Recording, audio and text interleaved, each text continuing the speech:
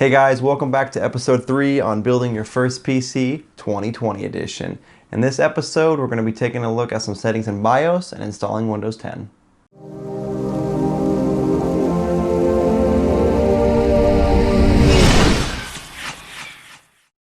Alright, first things first, you guys, we need to go ahead and go to the Microsoft Windows 10 download page. It should be this guy right here with the Windows 10 disk image, ISO. Going to click on that. You want to click on the download tool now. This is for the Windows 10 installation media. You can go ahead and put it on a disk if you like, or even throw it on a thumb drive. We're going to be doing the thumb drive because the disks are not really relevant anymore. So go ahead and click on download tool now. Very small file. My computer did that really quick, which is nice. Go ahead and pop the Windows download screen here. We're going to double click on this guy, pop it up on the main screen here. It's going to get a couple of things ready. Give it a second here. So we're going to go ahead and go through all the steps except for this guy. One thing that I wanted to mention, you guys, is back in my day when I really got started, we didn't even really use USB flash drives. It was more of a DVD thing. We would install Windows to the DVD and then just go ahead and throw it in the DVD drive. But now it's a lot quicker to do the USB flash drive. So we're going to go ahead and just click on the Create Installation Media. Next. And then we're going to go to next, and then we're going to be using a USB flash drive. Like I mentioned before, you want to have about 8 gigabytes on that flash drive. Windows 10 is a really big operating system, not like its predecessor. So we'll go ahead and click on next. And at this point, once you reach the screen, you want to go ahead and insert your thumb drive.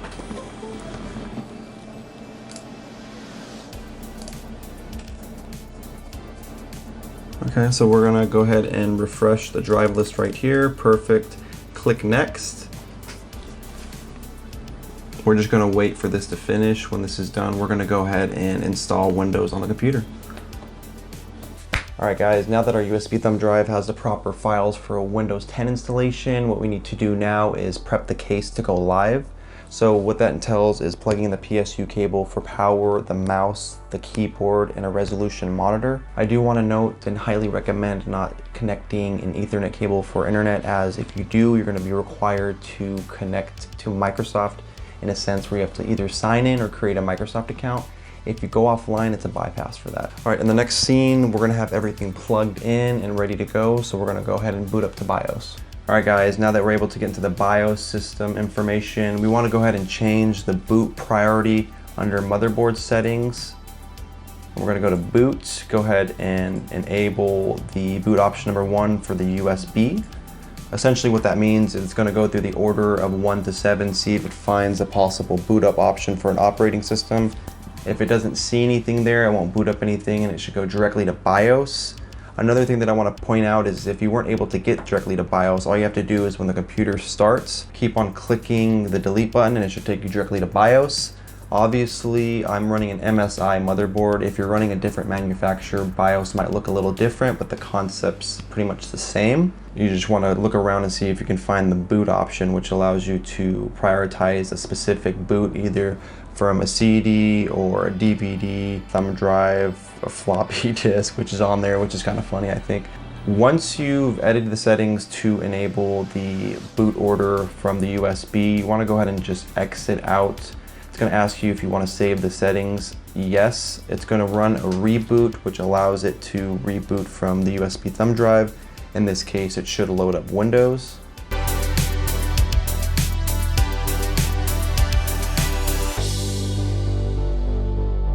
Alright, perfect guys, Windows loaded from the USB thumb drive. That's a really good sign, so let's go ahead and go through the steps to install Windows on your new computer.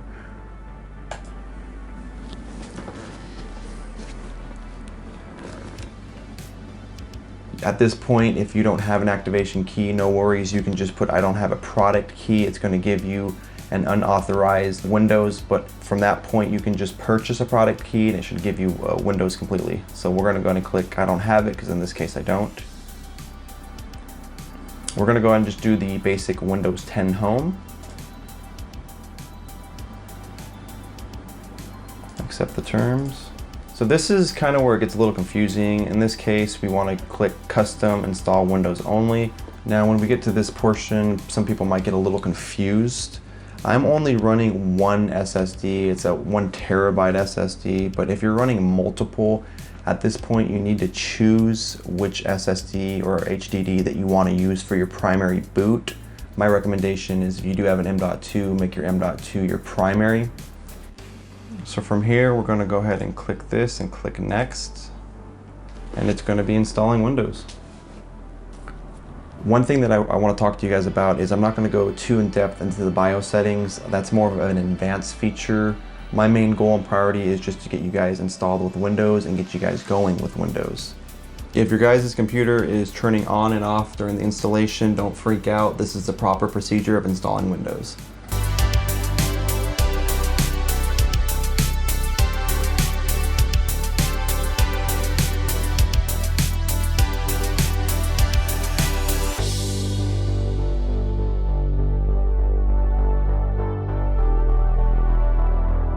I don't use Cortana just because it's a concern with privacy with me. So that being said, we're going to go ahead and just toggle that off.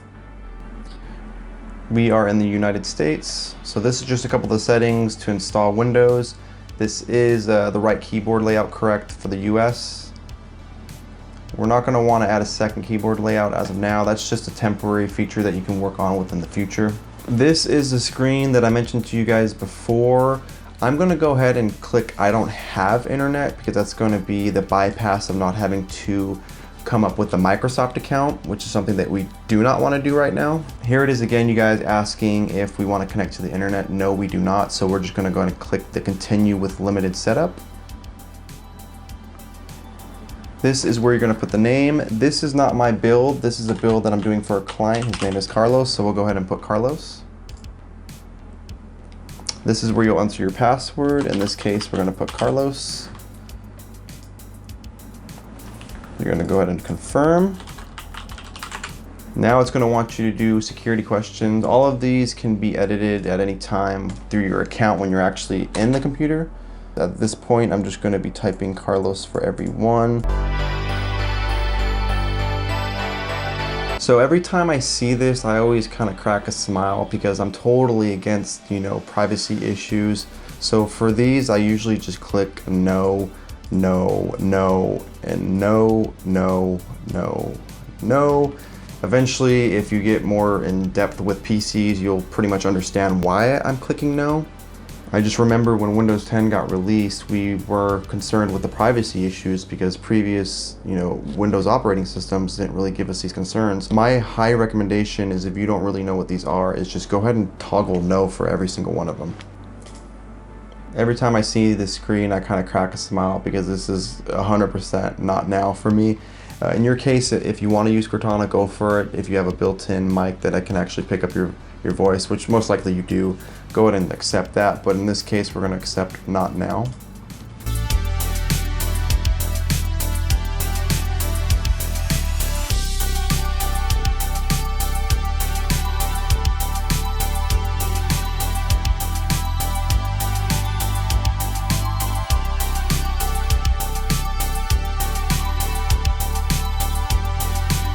And there it is, you guys. We just installed Windows 10.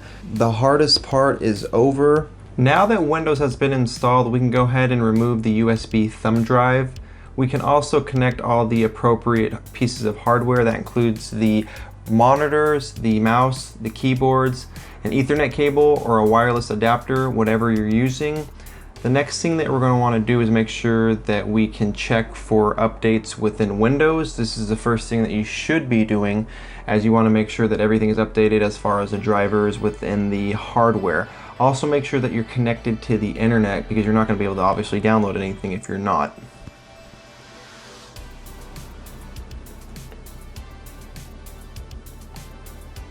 And now we can go ahead and check for the Windows update. Looks like it does need to restart. Let's go ahead and check for updates one more time.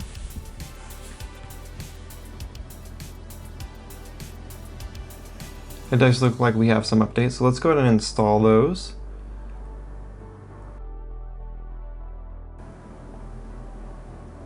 It looks like we do have a lot of different things we need to go through as far as the browsers and everything. So let's go ahead and restart the computer.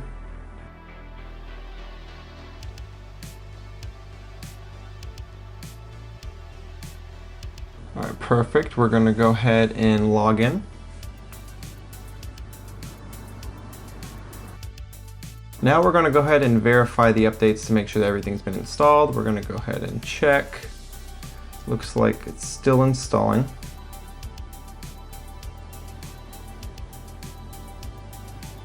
All right, perfect. Looks like everything's good to go with the updates. From here, we can go ahead and exit this.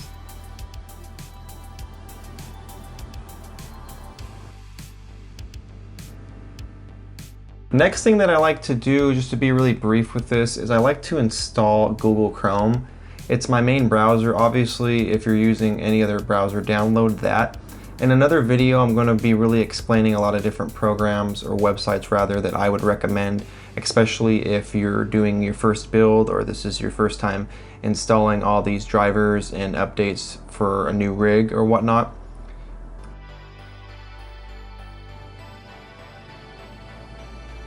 All right, perfect. We can go ahead and exit out of this. Another thing that I want to show you guys is the device manager. The device manager is pretty much everything that's connected within the computer itself. If you really wanted to, you could probably even make sure that the drivers are properly updated, or you could even find the drivers within the device manager. Just go ahead and pin my Google Chrome to my taskbar. And from here, we're going to go ahead and look into some NVIDIA drivers.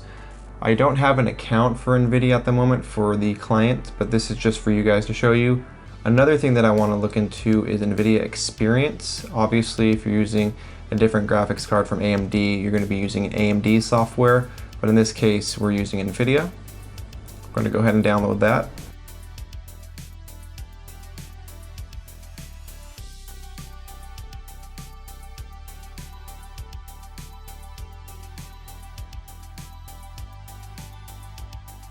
Go ahead and open up this guy, make sure everything gets installed correctly.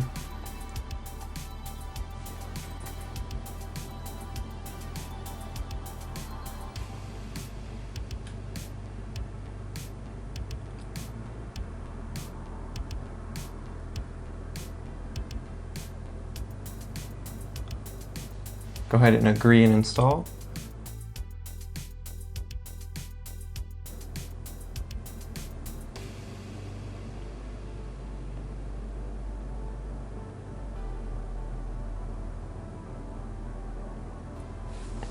Now obviously you're going to want to download a lot of different programs that you use. If you play games on Steam, download Steam. If you use Tor browser, stuff like that. You can even download a lot of different apps from the Microsoft store. Another thing that you guys need to think about is getting Windows activated. Now I'm going to go ahead and restart the computer. We're going to be taking a look at some settings in BIOS. Now for this build, I went ahead and changed the boot priority. If you didn't do that, you're going to want to go ahead and change that. Check earlier in the video how we did that. Just change priority 1 to your hard drive or your SSD. I want to show you guys a setting that you need to really be looking into. This is really cool. It's pretty much the hardware monitor. You can keep an eye on your fans, everything that's connected into the motherboard. You can even manipulate the speeds, work on the speeds. Everything can be done through this. Another thing that we're going to do is we're going to be taking a look at the RAM to make sure that it's a proper clock speed. Down here, if you look at the DRAM frequency, we want to go ahead and click on that guy right there. In this case, this board is perfect because it has an auto feature which will work out. If not, then you're going to want to go ahead and adjust it to the DRAM frequency that you have, that you purchased for the memory. All right, and that's about it, you guys. Remember, before you exit, you want to make sure that everything is saved. Go ahead and exit, and that way when you reboot, the settings will be saved. This is really brief. In another video, I'll really break down BIOS settings, but this is more than enough for the PC to actually work and function. All right, guys, that wraps it up for building your first PC 2020 edition. I want to thank you guys so much for tuning in. If there was something that I didn't talk about that you think I should have talked about, or maybe a helpful hint that you have, please let me know in the comment section below. Also, if I was able to help you guys out in any way, a thumbs up would be super appreciated. And I will see you guys next time.